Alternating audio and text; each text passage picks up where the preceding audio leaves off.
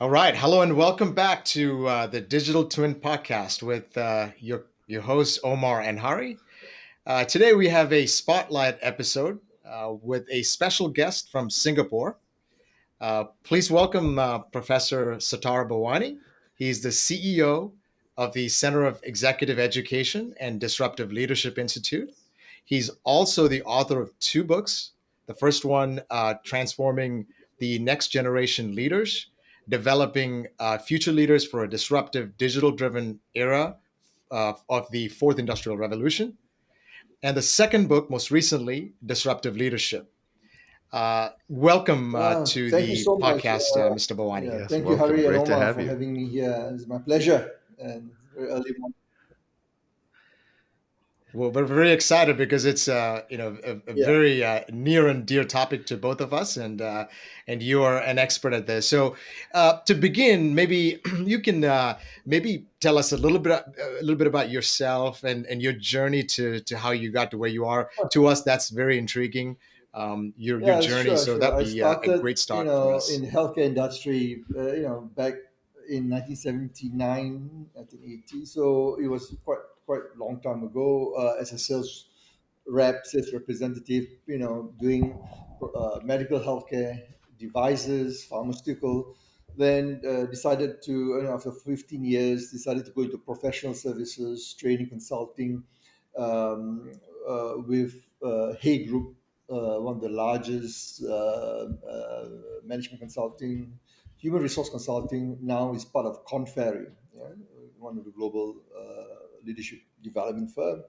And then I move on to an organization which does on executive coaching, Forum Corporation in Boston. So I was there for a while.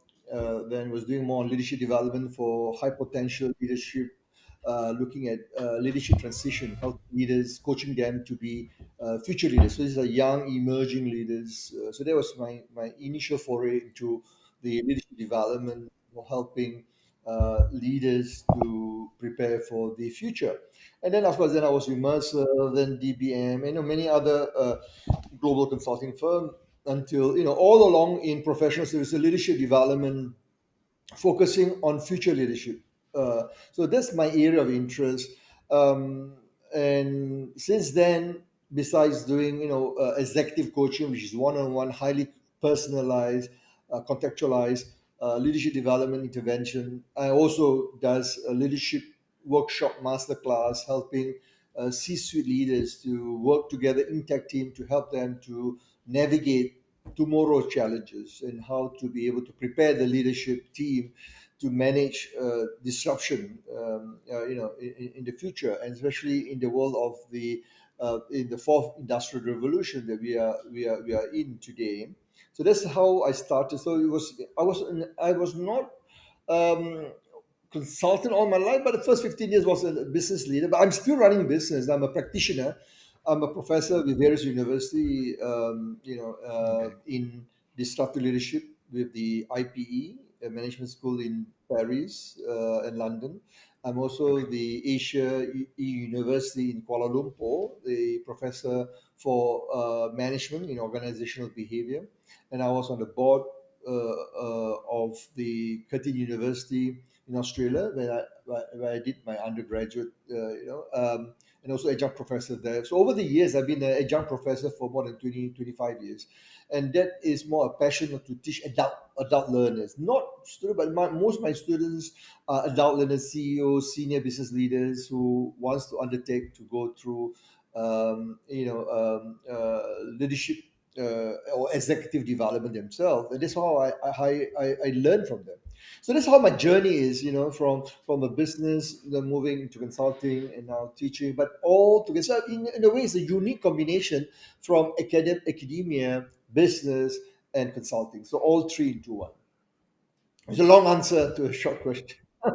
So it seems so that it seems like No, you that's yeah. So yeah. it seems like you have a lot of stories and Mm. a lot of perspectives from a lot of Yeah. previous students, C-suite. So you have a good idea what challenges they're facing and how to help address with different Yeah. aspects. It seems, and it would you say that most of the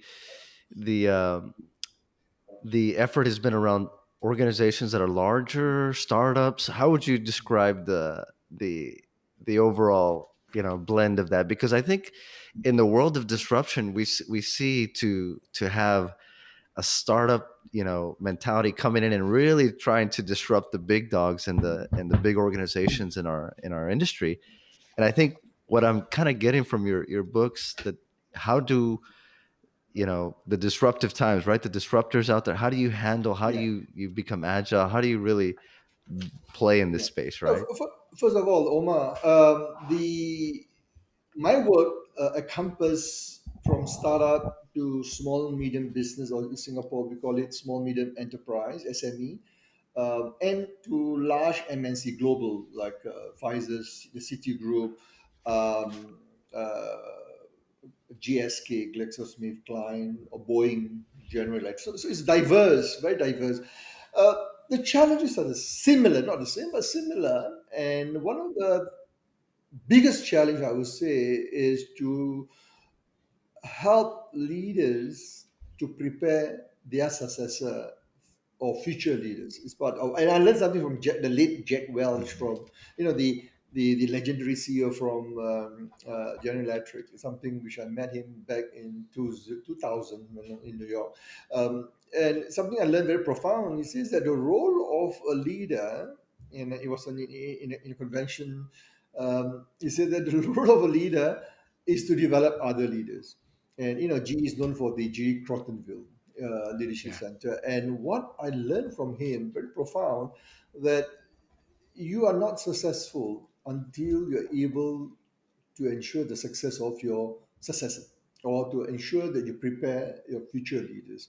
This is one thing that I found, whether you're MNC, SME, startup, we tend to forget. We tend to focus on ourselves as leader, and we forget that what is important is how do we prepare our successor, and how do we help them to be successful in the future. So these are the high potentials, emerging leaders and so forth. So the what you asked me, what the challenges, the biggest challenges, the one, as I said, to find prepare for future leaders.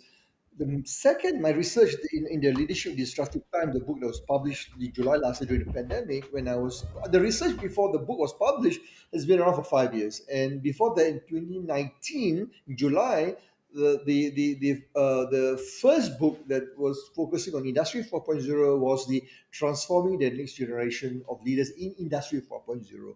So that research looked at what are the challenges, exactly as I was saying, when we are facing with the confluence of the advanced technology, when we are looking at not only the internet, the big data, the blockchain technology, and how do we artificial intelligence, machine learning, and so forth at the forefront, in your organization, in doctor, how do you learn, how do you integrate, what do you need to do?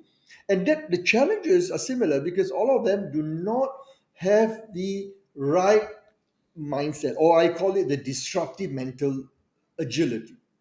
you know, it can be an MNC, it can be SME, it can be a Mhm. startup. All of them face the same problem. How do we disrupt the way we think? And this is where the pandemic, I see a lot of blessing. I mean, this is something I go going around all my for the last past year. I would say since February, I've been doing exactly a year. I've been doing more than 100 over webinars, talks, interviews, and I say this very clearly: the pandemic actually, in my view, well, many people may have a different opinion, but I think it's a blessing in the sense that it helps us to be grounded, that to understand that a lot of things that we do not know what we do not know, and Yeah. a lot of things that has happened, making us better prepared for the next pandemic, the next disruptive challenge. And it's going to be more. And I can tell you, based on my research, it's going to be more, much more. And if you heard Bill Gates' interview, even 2015, this pandemic should not be a surprise. But we hear again and again leaders, both political and business leaders, keep on using the word unprecedented, saying that this is, they're not prepared, and they blame Yeah. on, this is a black swan event. Is it really a black swan event? And I always debate that with a lot of my client, with my interviewer, with the various other subject matter expert. I guess you're familiar with the Black Swan, Nassim Taleb, yeah, the Black Swan event. So there's the two pro. Is Hmm. it really?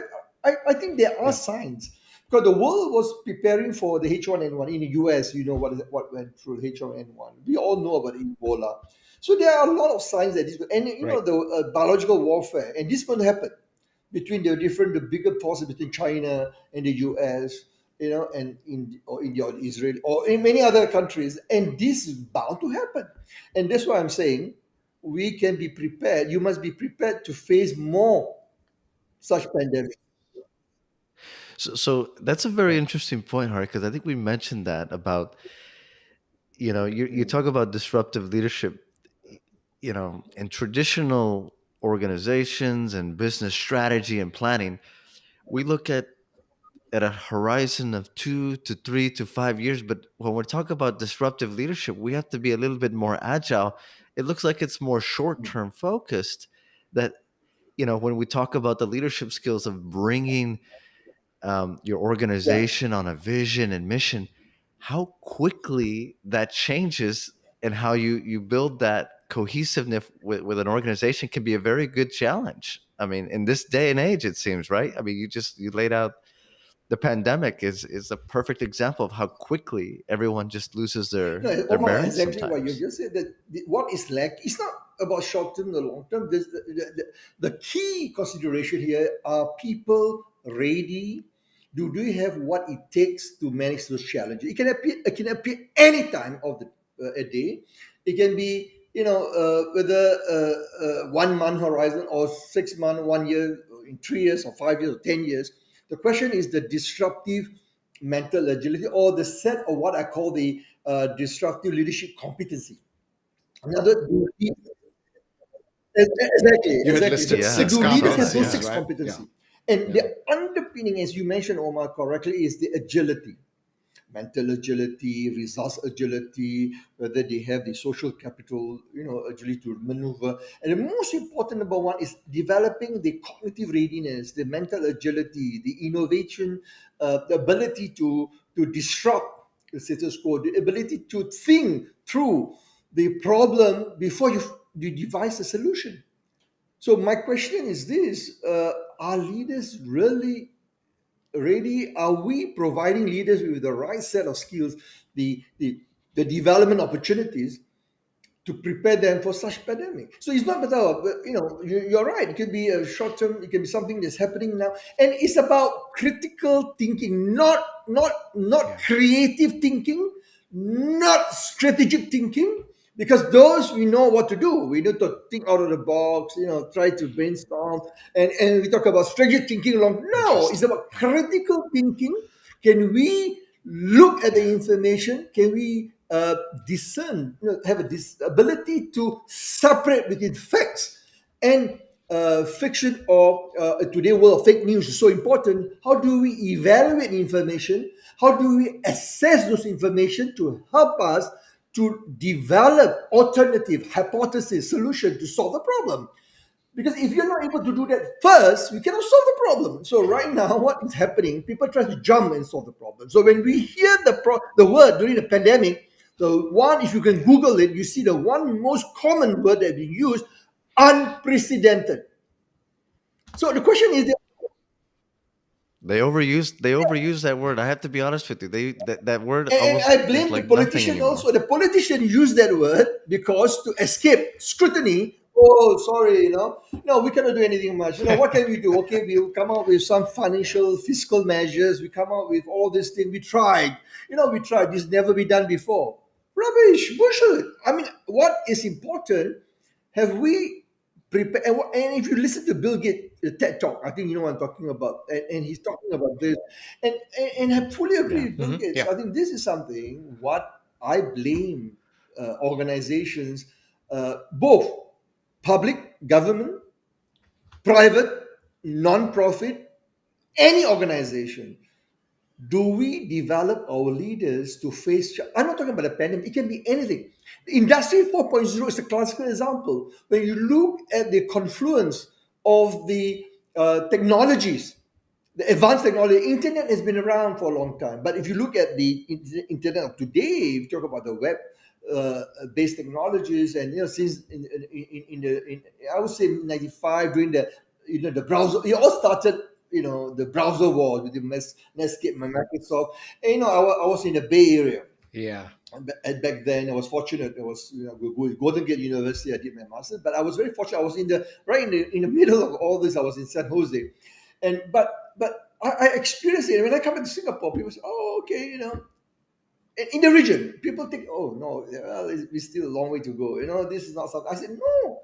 I said, this is, and when the dot-com bust happened, that was when I started to ask myself, what is going on in 2000? 2000, I don't know, you're still, both of you are very young. I don't know whether you remember the dot-com bust. For me, I'm just, Yeah, I was well, here. but I was let me definitely tell here. you, for me, it started back in the 80s during the oil crisis. And then the most profound disruption for me was in 1997, 98, when the Asian financial crisis in Bangkok started, from Bangkok, Thailand, to Malaysia, Singapore, and the region. And it was Asian, especially. It was in the financial sector. It was the first time I was with an organization called Hay Group. And I was looking at leaders. They're struggling. Many of them struggling. They don't know how to manage, and that leads to a lot of. But that disruption was focusing on the financial services, especially in Asia. Of course, then you look at dot com to 2000.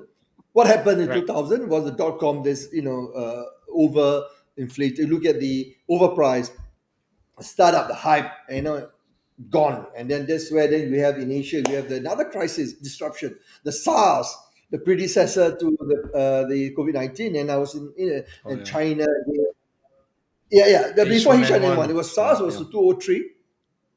2004, and he was focusing mostly in China, Singapore, Taiwan, Taiwan, and this Hong Kong. And of course, now we have, then we have the GFC, 2008, 2009. And I'll tell you a lot of stories later if you get examples where this disruption is really the GFC, the global financial crisis. And fantastic, a lot of stories. I will tell you, leaders are struggling. CEO, biggest organization that I've worked with, coming to me and saying, we don't know what to do. We don't know how to do it. Never. So let me ask a that's question a very on interesting that, though. piece there. Yeah, go ahead, Hari. Yeah.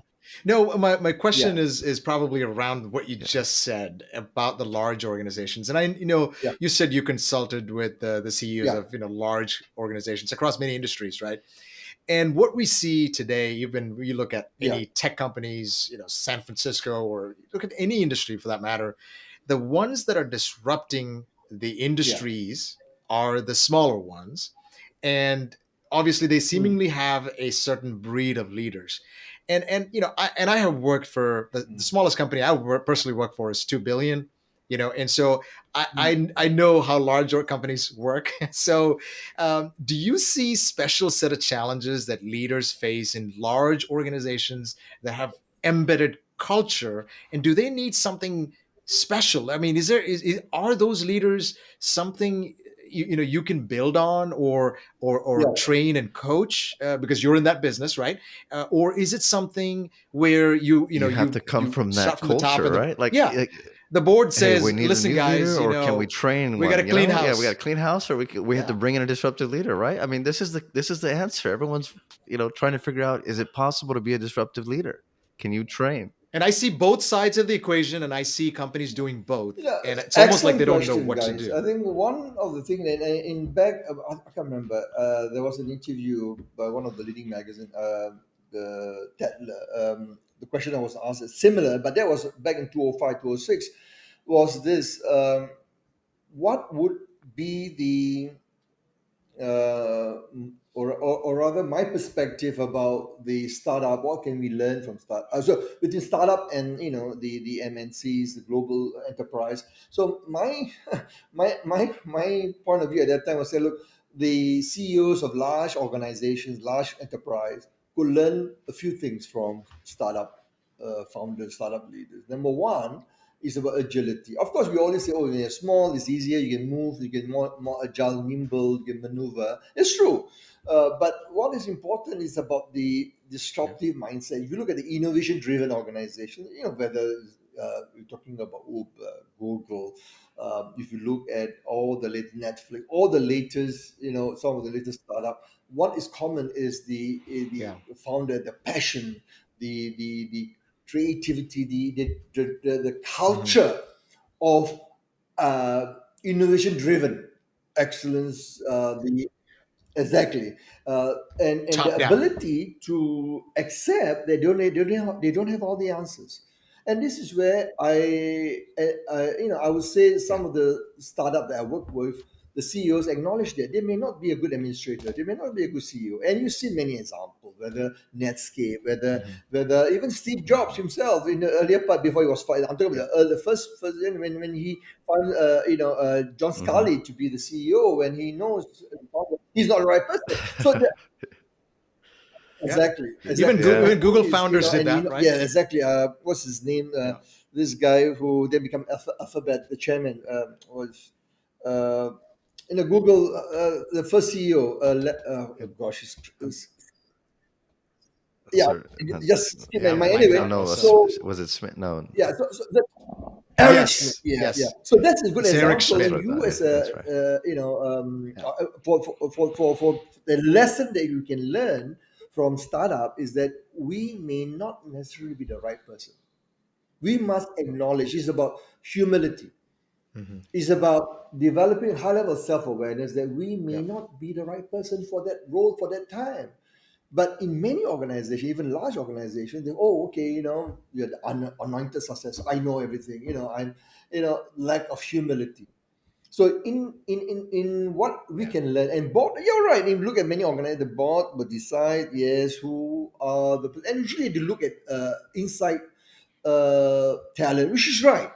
I always believe Hmm. to build and buy. In other words, how can we develop the talent within the organization?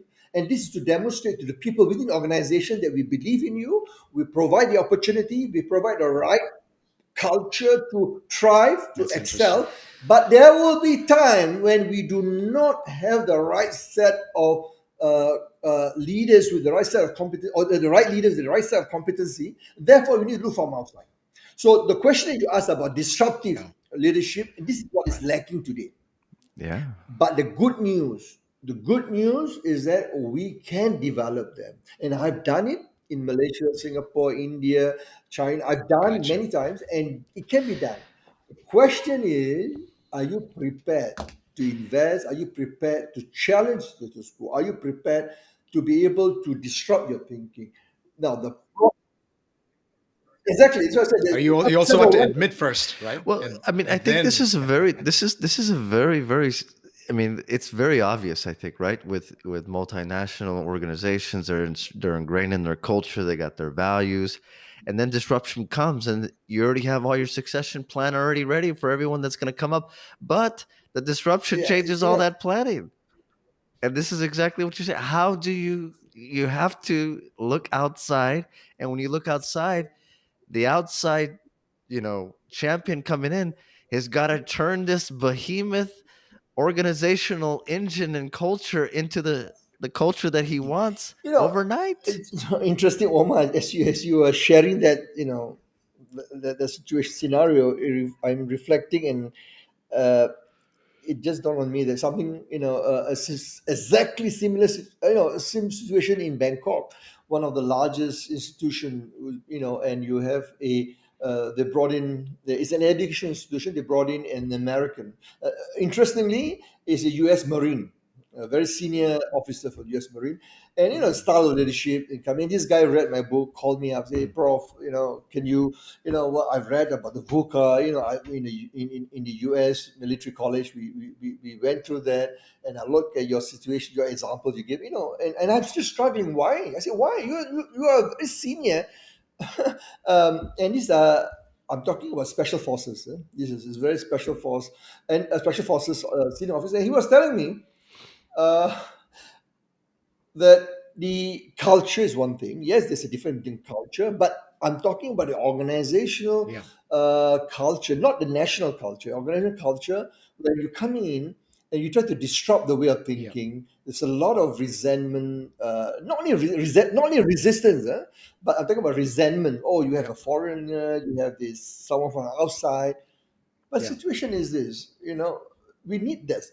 We need to jolt. We need to create this uh, Yeah. disruptive environment where people start to be awakened. Oh, wow, okay, now we need to do things differently. And I, yeah, exactly. And Yeah. sometimes, Wake them yeah, up and I first, blame the board. because they're You on know, when I auto say I drive, blame the right? board, because sometimes the board set the Yeah. tone. While the CEO and the C-suite leaders run, the senior executives run the organization, the board has to give the guiding philosophy. It has to encourage, has to set the tone. That's why I think the role of board today is very different than what it used to be.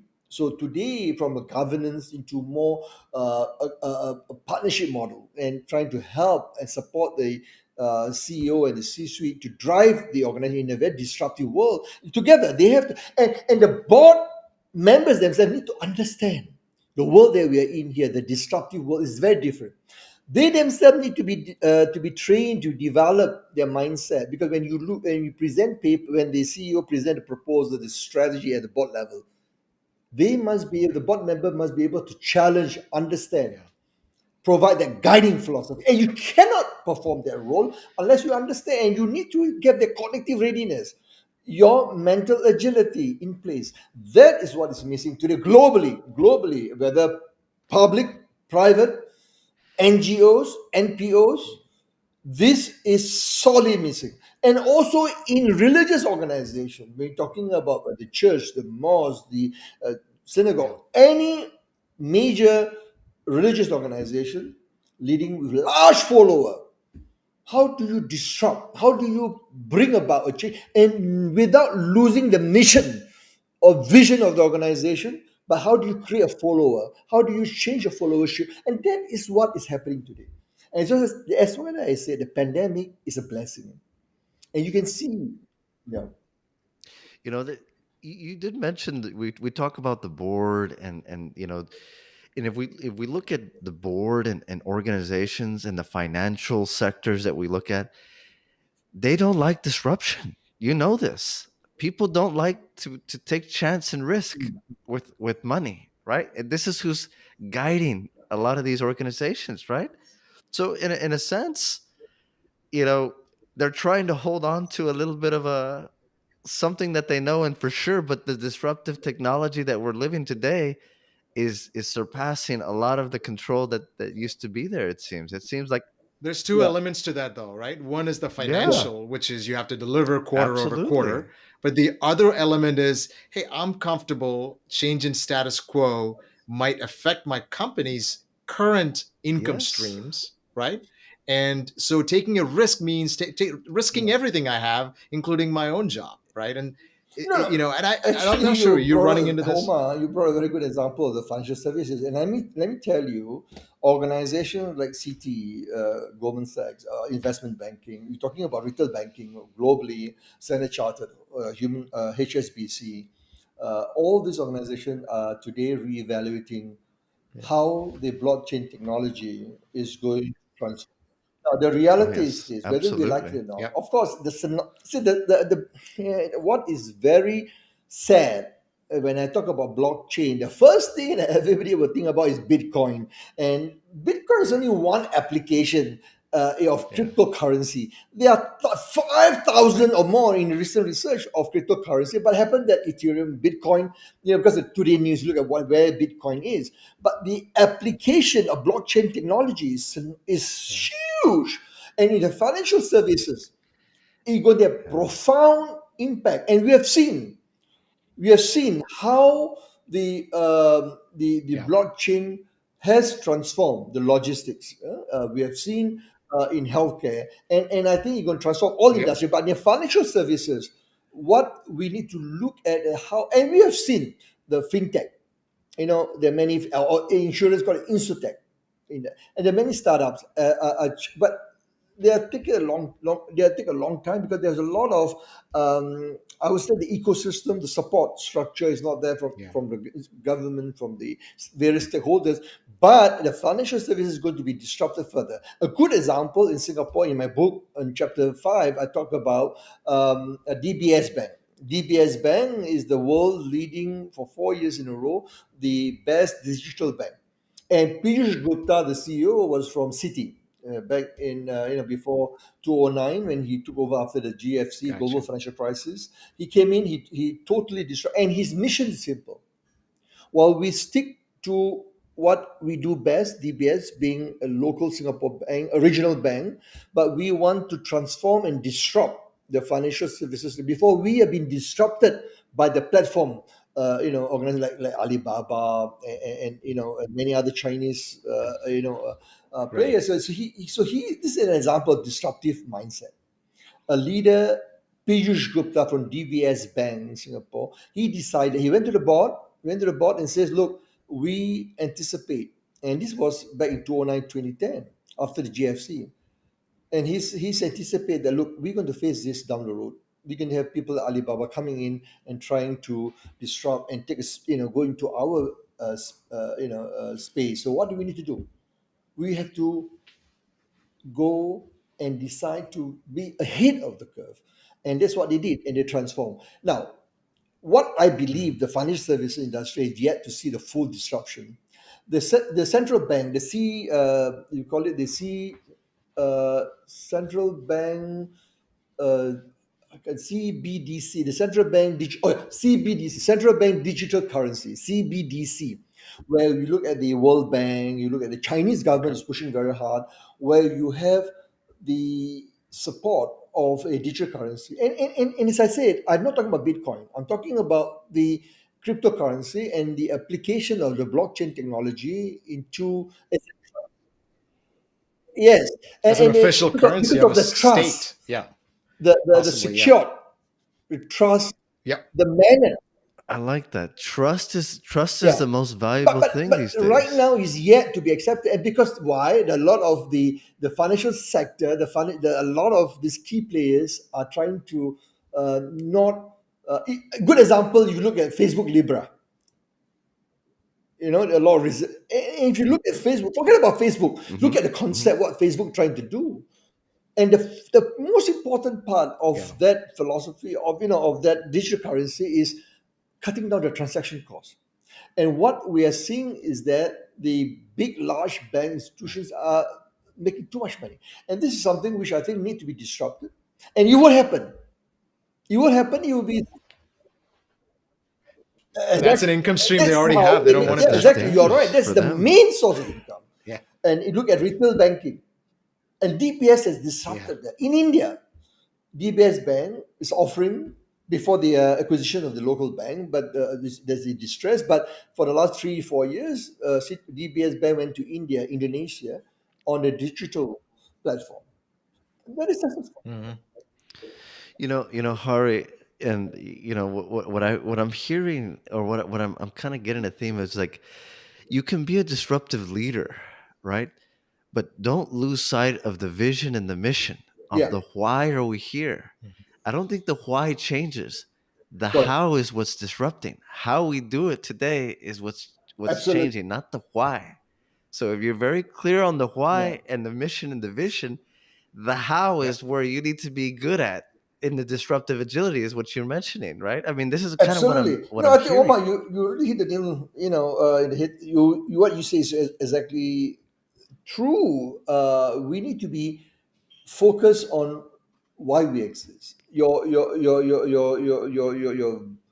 mission, your vision. Of course, you need to reassess. You need to reinvent from time to time, looking at that, is it still relevant.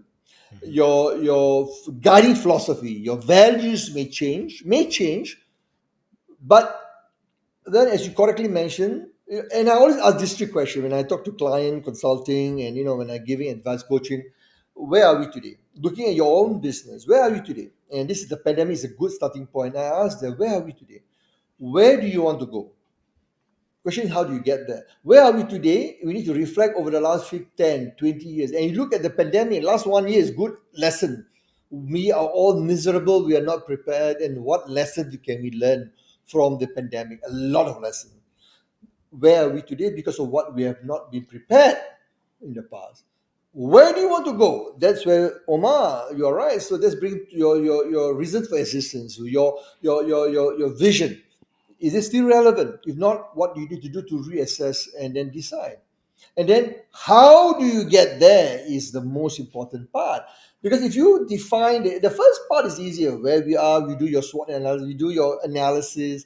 Where do you want to go? Yeah, do your goal setting, do your balance, all your objective setting. Easier. But now, how do you get there? As a CEO, I always tell my team, and the same thing I advise CEOs, it's easy to come up with the strategic goals, business strategy. You talk about porters, it's easy. I mean, honestly, I've been teaching this for so long. It's easy. I'm telling you from personal experience as a practitioner, as a CEO, several organizations over the last 25 years, and currently also running organizations and also advising other CEOs. The biggest challenge is execution. How do you get people rally behind you to execute? That is where I talk about disruptive leadership, because many of them are not able to demonstrate what it takes to be successful in the future. What get you here will not get you there, as Marshall Goldsmith, the legendary executive coach who endorsed both my books, and he says very clearly that what the skills, the competency that bring you to success today will not necessarily will bring you to be successful in the future, unless you are humble enough to acknowledge, yes, I do not have all the answers. And this is where I advocate a concept called reverse mentoring. Reverse mentoring means I learn from people who are age of 25. I mean, tell you, I got three mentors. Two are, and for over the years, they are called master mentor, who helped me. They are in the 80s. One of them is 85. One is the 82 in the US, who helped me. Also, one is in the UK now, who moved to UK. One's in Texas. The other one is in Kent in UK, helping me to reassess myself. Even I need that support system. Then I have a 26. And I have then It's a wait, very Omar, I have a interesting concept. 26-year-old mentor who is guiding me, even at my level, to help me to understand the latest technology. What is general machine learning? I know you know AI. I know you know what is machine learning. What about general machine learning? Talk about general artificial intelligence, where we're talking about how do we move to the stage where we talk about robotic applications. People always talk about the lack of the thinking, the way, the creativity, the empathy, and all that. But now there's a lot of research into that, into general machine learning, and then the cobot, collaborative robotic in manufacturing. Huge application. You look at the Japanese company, Hmm. German. They are now looking at how we Yeah. can have. In my book, I mentioned about the collaborative robot.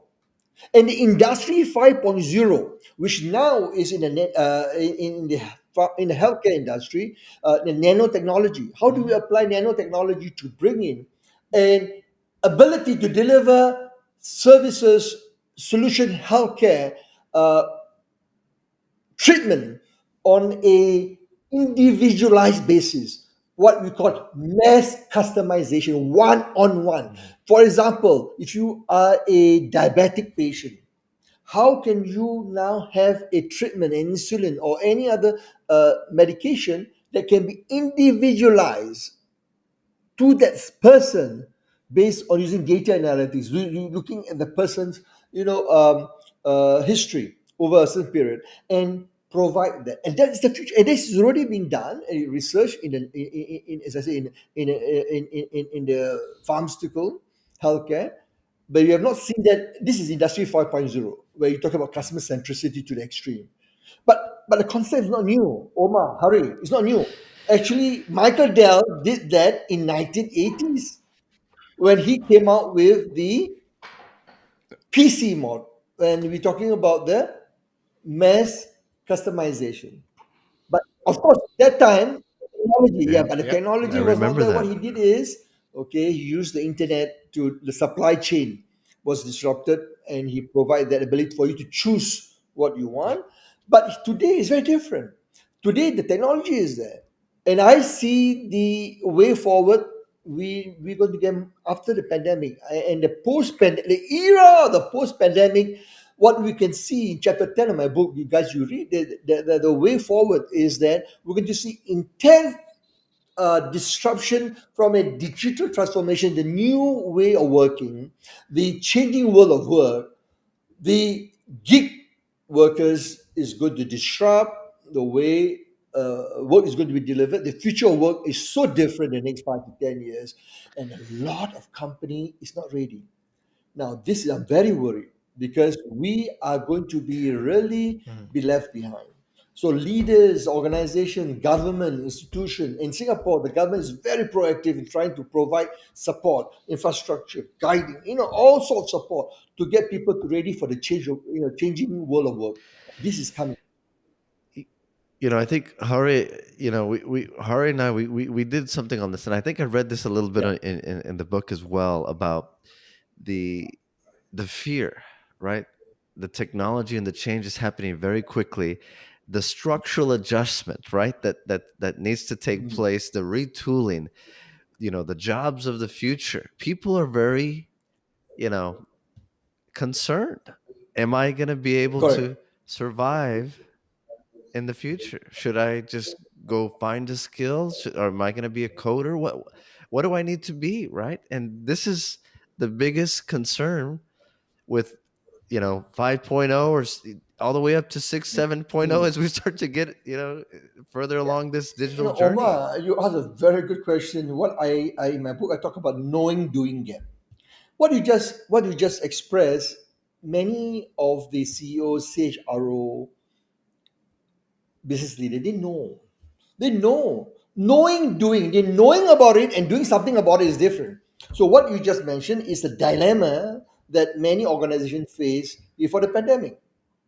The blessing, okay, one of the blessing of the pandemic, I see it accelerate the digital transformation. We work from home and we're looking at people not to make, in the first 3 6 months, drastic adjustment, leveraging on technology. Zoom become adverb. Zoom is now looking at how Yep. video. I've been doing that video conferencing since, to be honest, Skype. I mean, we're talking about the early 2000, and especially during the September 11. You see how travel disrupted people. It's not new, but the pandemic has created that need for people to Mhm. reassess what do we need to do to get ourselves ready for further much more disruption down the road. So the challenge is now to knowing it is good. Yeah, we know we realize self-awareness, self-realization. Question is, what are you going to do about it? So what you just mentioned about, to reskill, upskill your the leaders, and all the way from your ground stuff, from the operational stuff right up to the board level. We need to reskill, upskill a new competency to help them to be prepared. And this is what is lacking, and this is what has been missing when we talk about digital transformation. The industry 4.0 been around for a long time. If you look at the what makes, in Germany, as you know, in the German use the word industry 4.0, the fourth industrial revolution been around since the early 2000. But it was Klaus Schwab, the chairman of World Economic Forum, who wrote the book of Fourth Industrial Revolution, who since to a strong proponent of that disruption of technology into business, into government institution, and people begin to start be aware of it. The question is, we need to do now, and it involved the government, it involved the businesses, it involved the union, it involved the other stakeholders in the whole ecosystem. The non everyone has to come together. So Yeah, everyone has to be involved. So this is not just a one fix. This is a exactly. And full now effort now's the by time, because many we don't do stakeholders. now. We are waiting for the post-pandemic. We need to ready now as part of the preparation. Harry, Omar, now's the time to take stock and do it now. It's not too late. now to prepare for the new normal in the world of changing world of work or the future of work in the next 5 to 10 years. Yeah, that's a Yeah. great suggestion. I was also going to ask you, can you talk to us about the two books that you wrote and maybe a brief Yeah, yeah. Give on, us a Sure. little where we can find it. And just a little bit of a Yeah. teaser So the and first where book is our listeners transforming can the next find it? generation of leaders for the fourth industrial revolution. Basically, both books are found in Amazon. It's very or in Barnes and Noble, and you can Google it. It's available in Business Expert Press, which is the New York-based publisher. Uh, it's available worldwide.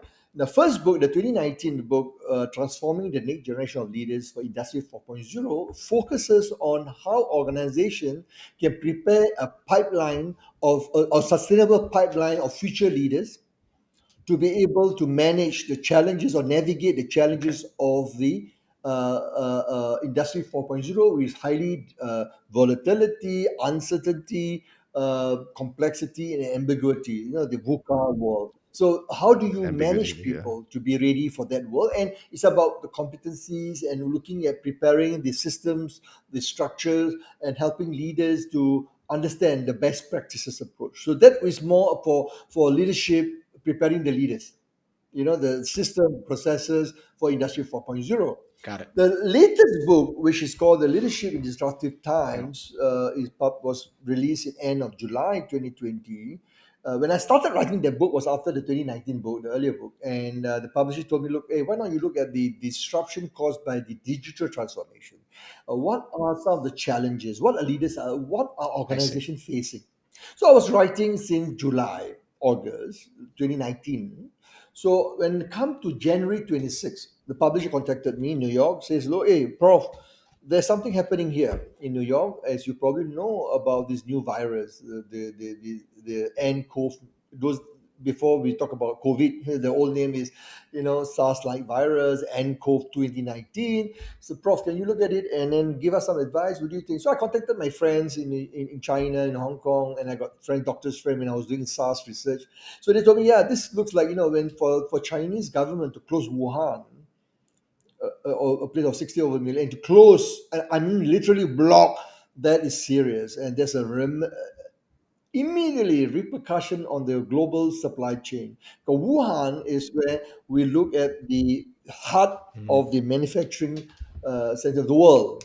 You look at many of the parts, everywhere is within the Wuhan province. So what I did was I started doing some research, and I found that, yes, this is going to be, and this is before the lockdown. This is before Italy, before, you don't forget about US is much later, but before other country like Singapore, Hong Kong, and Right. the others. So come to March, I realized one thing. Wow, this is serious. So what I did now, I extend the second book. I extend the research from a disruption caused by digital transformation to look at disruption caused by unforeseen event, or at the time it was unforeseen because of pandemic. It can be other events, could be climate change, could be, Right. and I think the climate change is going to be a big disruptor, and believe me. So, but for now, exactly, yeah, Or even exactly, yeah, trade yeah. disputes, right? You look at the That's Chinese. also coming. Actually, Yeah, if yeah. when I was doing this research, I was reflecting on the Brexit. No one would have thought that the Great Britain is going to be out of the European Union. That is actually a black swan EU. event. Yeah. Oh, No yeah, one would yeah. thought a person like Donald Trump will be elected the 45th president of the United States. And everybody, even myself, I bet on Hillary. And she was in Singapore. I met her. She was at the time the U.S. Secretary of State. I was a guest, and I was the chairman of the American Chamber, the Human Capital Committee. So we had a chance to interact. That was the last year as the Secretary of State before she announced a nomination. So she was in Singapore, farewell tour. And I said, this is the lady. And not because of anything else. I look at, the American is right, is the right time. Right time. We had a black president, African American president. We are ready for a female president. And I was so convinced until the night on the 4th of November. And I was watching, I was so convinced when I see the announcement that there's no fireworks. And I know then, and I see, the sudden silence from Hillary came. I go, gosh, I think this is going to be a moment. This is going to be real disruption. You're going to see when Donald Trump is elected. And true enough, and I say when Donald Trump is elected, we're going to see interesting. And then it's a disruption at the global level. And we look at how the US. Yeah, that's one way that the political side of things can really disrupt business as well as a variety of things, Correct. right? Like the health crisis, you name it. Yeah. They're going to keep So coming, as you mentioned, yeah, so right? let me They're just just end going to up keep and coming. so the second book will focus on digital disruption, digital technology. Then I include three chapter. Chapter 2 and 3 is on the pandemic, the I see. disruption caused by pandemic, and chapter 10 is about the new normal post pandemic. The Hmm. rest, chapter 1, chapter 4, 5, 6, 7, 8 is all about digital transformation. How do you lead a team? How do you prepare your team? How do you prepare future leader? The chapter 6 is about the culture. How do you put the culture that is ready to take on the framework, correct, the framework of the That's a digital big one. disruption culture. That's a Chapter huge. 6 is more important, but how do we prepare leaders, what I call the disruptive digital leaders of the future? That is where the framework that the six competency, Hari, that you talk about, that we develop. And one of the competencies is very clear, Hmm. is what we call the disruptive mental agility. And the rest are all agility, resource agility, the Hmm. people agility, the innovation agility, and all is about agility driven. How do you, and the change is so immense. You look at what is happening with the industry 4.0, and people realize that now. And the good news, as I said, the blessing, as I said, of the pandemic, people acknowledge they have been putting on hold the digital transformation too long. And in my book, I talk about examples why we need to do that and how. It's not only what and the how. The framework. If you look at the review, the endorsement by Hmm. worldwide, the book talk about the toolkit, practices, framework. It's a how to do. It's basically you take the book, you can give it to CHRO, you give to the CTO, you give to the CIO. They can they know this Yep. is not about technical. They know the technical stuff, but this is about the how to do it, the people side of it. How do you prepare? How do you create a culture? How do you create the environment that thrives with agility, the change, embrace change? It's about accepting the fact that we have to change the way we work, we have to change the way we lead people, we have to change the way we manage our customers. And digital transformation is three things. Very clearly, it's about customer centricity. It's all about the customer, and is not the number two. Is not the Hmm. responsibility of the CIO or the IT or the technology department. Is the responsibility of every single one of the leaders. Everyone is involved. And third, Yeah. digital transformation is about creating value, what it means for the stakeholders. So that is the Hmm. mindset we need to change Yeah. about when you talk about Yeah. digital transformation. Hey, it's not, no, it's not my problem. It's not, I'm not concerned. I'm only doing operation. I'm doing stuff. Let CIO figure Yeah, it yeah. out. Let It's the Yeah. it's it's CDO figure Yeah, it everybody. no, out. no. Everybody When you needs to started come with, together. first, if Yeah. you look at the trend, there was a very beautiful article by MIT, Sloan School of Management. There's an article talk about, the back, you're talking about the digital transformation, the initial for the responsibility, we always talk about the CIO, yeah? I mean, initially, and then you shift to, the CMO, because the chief marketing officer, oh, they are the one going to talk about customer. Hey, how do we transform? If you look at Starbucks, as in my book, I talk about Starbucks, the digital flywheel, how Howard Schultz, Yeah. ensure the Starbucks is actually a customer driven organization. It's not a digital driven one, it's a customer driven, but using technology to drive. And then if you look at, and then after the CMO, then you came the CDO, chief data officer, then you have the chief digital officer. But today, and then, Yeah. uh, well, I'm They're not sure passing they're the passing the buck. buck. I think it's about misconception about, they're trying to figure out who actually, correct, who owns the accountability. Who's the right person? And the Yeah. accountability, Hari, Omar, lies with the Yeah. CEO, because you are driving the organization. You should be accountable. Now, they actually Yeah. implementing it, of course, carrying out can be whether the CDO or whoever it may be, doesn't matter, but they have to work together. They put aside the power play, put aside the political. The question is, you need to move, and this is a good example of DBS Bank again, and Microsoft. In my book, in chapter 7, I talk about Satya Nadella. I adore him.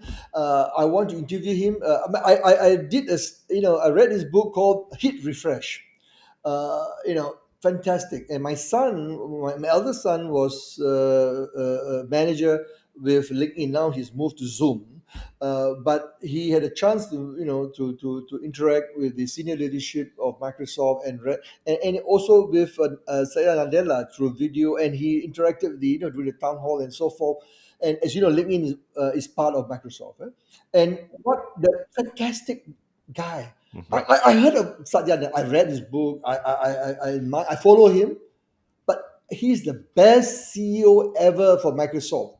He has transformed Microsoft. The third CEO, I'm not saying Bill Gates. Bill Gates is a different, is a founding CEO. Is different set of different leader compared to Steve Ballmer.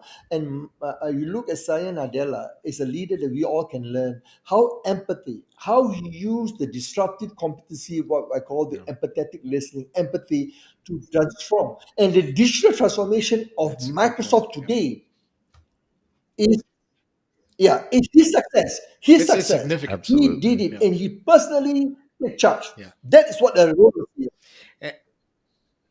And that's a great example because Mm, the actual styles of leadership mm. is very different between Steve Ballmer, Yeah, Bill yeah. Gates, And and But it's a yeah, Satya, people. So right? Bill And absolutely. Gates, it's yeah, very Bill evident Gates is in a how they even technology. come publicly, He's a right? innovative. He's a truly, he is a thinker. And you have Steve Ballmer who jump around the stage. Jumping around. He's more a business. Yeah, enterprise. His Both, energy, I'm not it's saying all of energy, them important. energy. All three combined. Steve Ballmer is a more Yeah. business commercial guy, and you have here, yeah, exactly. And but here you have the third Showman, CEO, right? Love Satya it. Nadella, and but he's a insider. He's been around for a long time, Microsoft. He understands. But the way he articulates, I've not met him. I wanted to meet him because he was supposed to be in Singapore in March, because of the pandemic. He was in Australia in January. He's supposed to come over, but he did not make it. But I want to meet him, and I admire him for one reason. This is he listened very well. Of course, you must understand his family, the personal circumstances of Satya Nadella, the tragedy that he faced with his son Zain, his daughter, the learning disability, and that really changed him as a person and as a leader, more empathetic with a Yeah, heart. This is where a leader needs to remember. People will remember you. You need to lead your heart. Be an authentic leader. Be able to demonstrate that you care for people. mhm. You need to change your style. Yes, situational leadership. Sometimes you need to be tough to some people. The situation, like for example, the pandemic requires you to take drastic action, tough action, decision.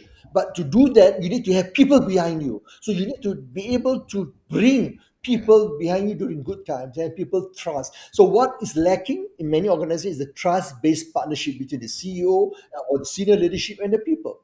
So Mhm. empathy, authenticity is so important in the industry 4.0, because you need so much change is happening, and you need people to be rally behind you, to work with you, not only Right, the C-suite, I'm talking about all levels, so people trust you and we are willing to sacrifice all because we levels. Yeah, know that you have our interest at heart. Therefore we will go along with you. If you tell us that we need to cut things, we need to forego a lot of things, we know you will bring us back to where we were, and we will be with you.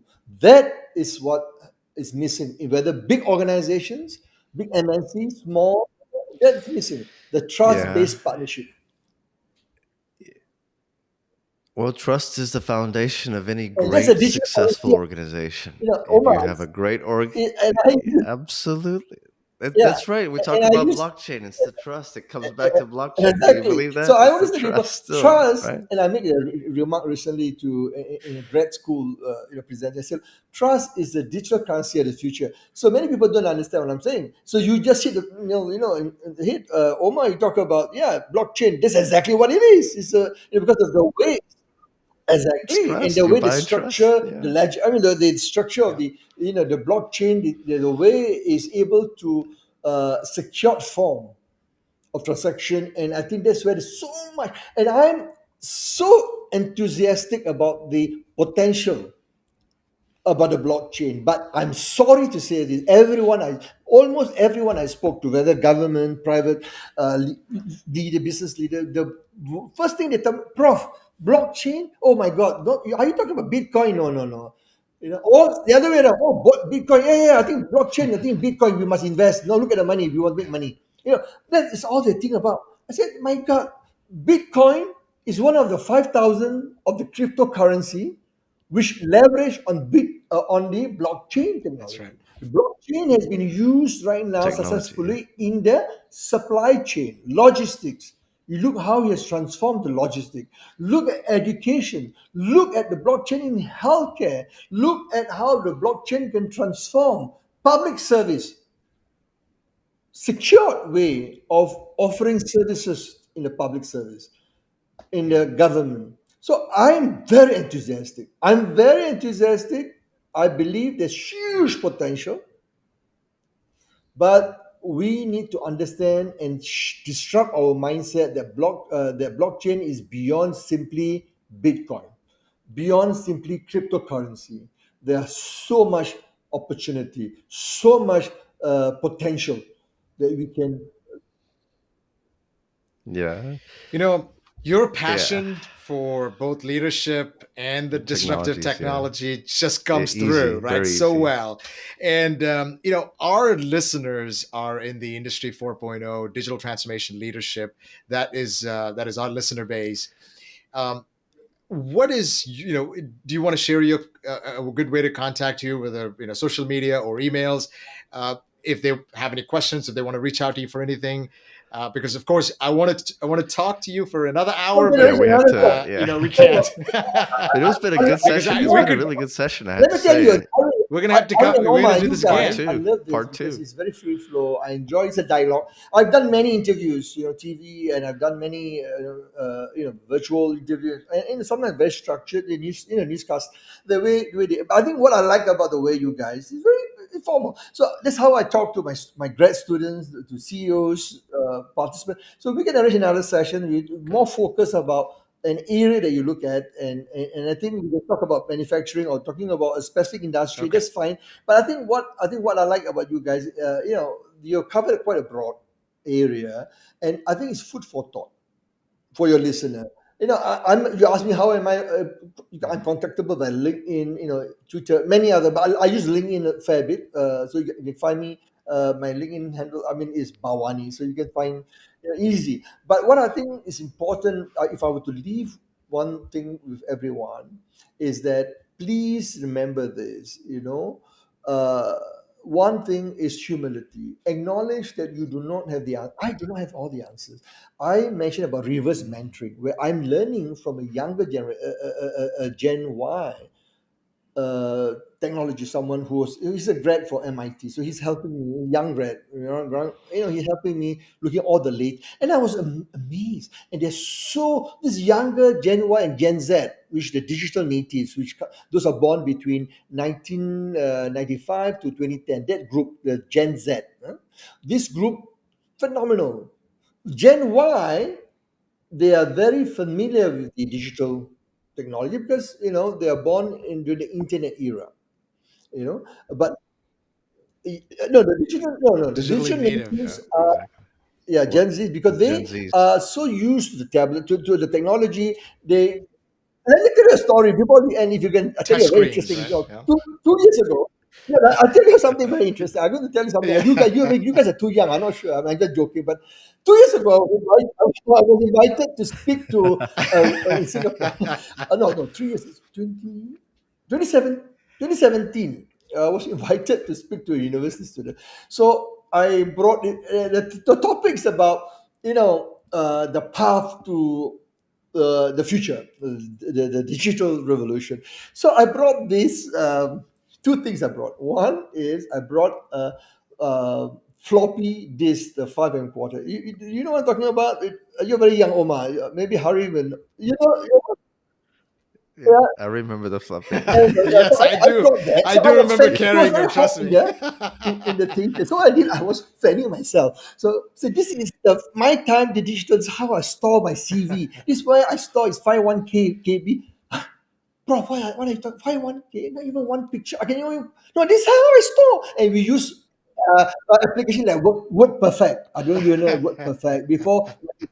Yeah, novel, Yeah. I do That's a know little that. stack Yeah. Lotus like one this two many, three, Lotus one just to two get. three, and all that. So I was like, this is how. What the hell is that, Prof? And then I took out the three and one half. The small the A drive. The A drive floppy, much more sturdier, much more Yeah. Yeah. Yeah. harder. Yeah. This is another version. Oh yeah, that one I think I seen in the museum. They're saying, but Yeah.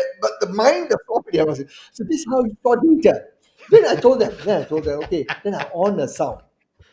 So I said, on the sound from YouTube. I Google it. I said, look.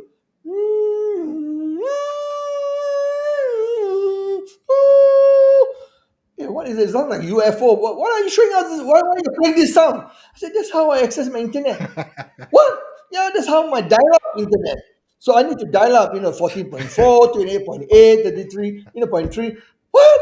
Yeah, and it takes us a long time to download one picture to send. And those days, you are sending emails, good enough, sending email.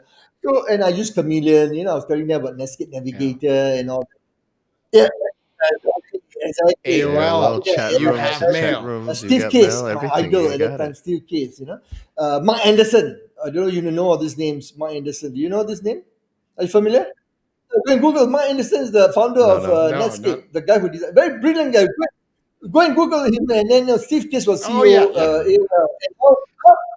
They took him out. I think No one who Microsoft wanted could to take him believe out, that you right? have an organization like AOL can acquire Times Warner, Times Warner, and that's very interesting. Anyway, so just to end Yeah. this, so I played that sound. They were telling me, "Oh my God!" I said, "Yeah." I said, "I have to wait some time, and I have to wait and wait, and you got drop line, and use a dial up, use a landline." So you say you guys are born. I was telling the Gen Y students, you guys are lucky. You're born in the era of the digital. You're experiencing, and you wake up, and you only know the internet is there when the internet is disrupted, and you say, "Oh my God, the whole world is collapsed. Oh my God, my whole world. I cannot check my Twitter. I cannot check my Facebook. Oh my God, I don't know what's I don't know what's going to happen." And they got all like my younger niece and nephew, my son, the younger they all get so worked up. I said, during my time, we had all this thing, but we still survive. Life continue, of course, but we need to adapt. We need to adjust. So my story, the end, the thing that I want to end, by saying this: what lesson can we learn? So I think my advice to everyone, including myself, I always remind that humility, that we do not have all the answers. Number one, that Mm. you must acknowledge that there are others who can teach you. That's why the reverse mentoring. Second is about learning agility. Learn, unlearn, relearn. And this is where Alvin Toffler, talk about, when he wrote the book, the future way of, I can't find the title, but Alvin Toffler is a thinker, futurist. And I think what we need to do today is to unlearn, unpack what you have learned in grad school, because a lot of things has changed. We need to adapt and learn. And lastly, most important, after you've done the first two, you open up your mind, humble enough to learn. Then that's where your agility mindset. Yeah. Then you learning agility more, learn new things. And the third one, the most important for everyone, including business leaders, organizational leaders, non-profit SME, whether big, large government, is the knowing doing gap. So now that we know, we have learned, we disrupt our mindset. The question is, what are we going to do it? How are we going to do it? The doing gap implementation. And to do that, you cannot do it alone. The world today is very different. You need to acknowledge there are people around you who can help you, who can support you. You may be the best in what you do, but all of us has blind spot. All of us have blind spot. We need to ignore, even like Bill Gates, Eric Schmidt. You Google on YouTube, you find they talk about coaching. I always tell my CEO coach, some of them very, I've coached some, you can find the names on my website. They give me permission. I publish them, the testimonial from them. Some are top world-class CEOs. And when I first met them, they told me, why do do I need coaching, Prof? Because the board will tell me, can you come in and help this guy? He has a lot of value. We want him. We want him. He has so much, testing knowledge, so much technical capability, but the people skills. He really rubbed people in the wrong way. About social, emotional intelligence. Can you help him? So I always tell these people, no, you're good at what you are. It's good. But you need to acknowledge that you have blind spots. Just like me, we all have dark, what do you call it, the dark side. I have my dark side. I have my derailers, but I have two senior mentors who helped me to coach me, who have gone through very senior CEOs who in the 80s. My point is, we have to accept that we are all students for life. We Mhm. cannot stop learning, and I believe I will stop learning the day I die. And this is my philosophy. I communicate it to my sons, to my nieces, my nephew, to my students, to my staff, to everyone. Learning is for life. The day you stop learning is the day you're dead. And this is where we need to accept the three things: humility, learn, unlearn, relearn, learning agility, and fourth is knowing, doing the how do we close the how do we execute, how do we build a ecosystem, how. And chapter 9 of the book, I talk about the team, how you bring about team, how do you bring them together to execute your digital transformation strategy. You can't do it alone. You can have the best degree, get the best team from Harvard, Stanford, MIT, the best in the world. But you need a whole organization. The digital transformation today is about getting everyone on board and everyone understand where is the digital vision. Where are you trying to accomplish? What are you trying to accomplish to bring the organization to the future? And the most important part of the digital vision is the customer. Never, never, never lose sight. And one quote, and this Yeah. is where in the 70s, when I was in the 80s. In the 80s, I learned something when I was studying about marketing.